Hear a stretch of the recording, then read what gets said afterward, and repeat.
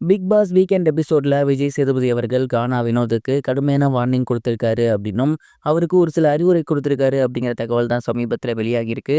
என்ன நடந்திருக்கு அப்படிங்கிறது தான் இந்த ஒரு வீடியோல நம்ம பார்க்க போறோம். பிக் பாஸ்ல விஜய் சேதுபதி அவர்கள் ஒரு சில முக்கியமான விஷயத்த பேசினதுக்கு அப்புறம் கானா வினோத் அவர்களோட பிரச்சனைக்கு வந்திருக்காரு.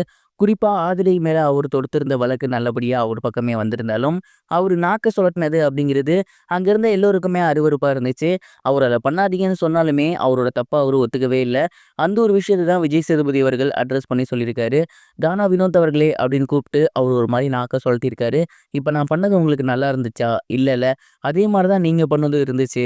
அத்தன பொண்ணுங்க இருக்காங்க. அவங்களுக்கு அது பிடிக்கலன்னு சொல்லும்போது, என்னோட இயல்பு தான் அப்படின்னு நீங்க சொல்றீங்களே தவிர, சரி என்னோட இயல்பு அது உங்களுக்கு தப்பா பட்டிருந்துச்சுன்னா சாரி அப்படின்னு நீங்க ஒரு இடத்தையும் சொல்லவே கிடையாது. குறிப்பா ஆதிரி கிட்ட இருந்தாலும் சரி, வியானா கிட்ட இருந்தாலும் சரி, நீங்க யார்ட்டயுமே மன்னிப்பே கேட்கல.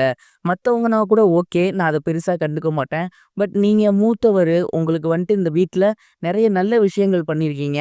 அப்படி இருக்கும்போது நீங்க ஏன் இந்த மாதிரியான ஒரு விஷயத்துல ஈடுபடுறீங்க? உண்மையிலேயே ஐ எம் வெரி டிசப்பாயின்ட்மென்ட். இதே போல இன்னொரு விஷயம் திவ்யா அவர்களுக்கும் கமருதீனுக்கும் சண்டைன்னு நெனைக்கிறேன். அவரு கமருதீன் கிட்ட வந்து நீங்க போயிட்டு பேசுனீங்க. அவர்ட்ட சாரி கேட்க சொன்னீங்க. எல்லாம் ஓகே. அதெல்லாம் கரெக்ட்டு தான். ஆனா கமருதீன் சிரிக்கும்போது நீங்க அங்க என்ன பண்ணியிருக்கணும்? "அப்படி சிரிக்காதடா, மன்னிப்பு கேளுடா" அப்படின்னு சொல்லியிருந்திருக்கணும். அங்க வந்து திவ்யா ரொம்ப மன உளைச்சல்ல இருக்கும்போது, நீங்களும் சேர்ந்து சிரிச்சீங்க அப்படின்னா, அது எப்படி இருக்கும்? இப்ப நீங்க கஷ்டமா இருக்கும்போது மத்தவங்க சிரிச்சா நீங்க விட்டுருவீங்களா? கண்டிப்பா வீட்டையே 2 ஆக்கிருவீங்கல்ல.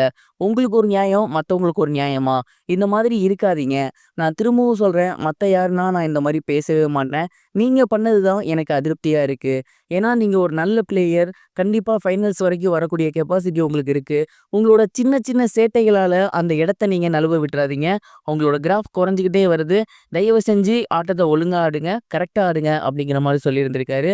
கண்டிப்பா கானா வினோத் அவர்கள் இந்த ஒரு விஷயத்துக்கு அப்புறம் முழிச்சுக்குவாரு அப்படிங்கிற மாரி தான் நான் நினைக்கிறேன். சமீப காலமாவே கமலுதீன் கூடயும், பாரு கூடயும் சேர்ந்து அவர் கொஞ்சம் கேம் வேற மாரி போய்க்கிட்டு இருக்கு.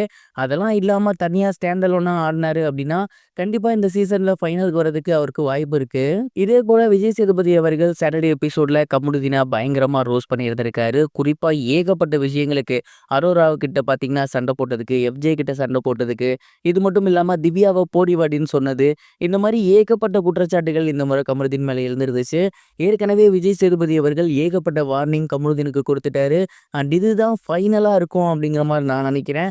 இதுக்கு மேல கண்டிப்பா கமருதீன் ஏதாவது ஒரு பிரச்சனையில மாட்னாரு அப்படின்னா, விஜய் சேதுபதி அவர்கள் ரெட் கார்டு குடுக்கவும் தயங்க மாட்டாரு.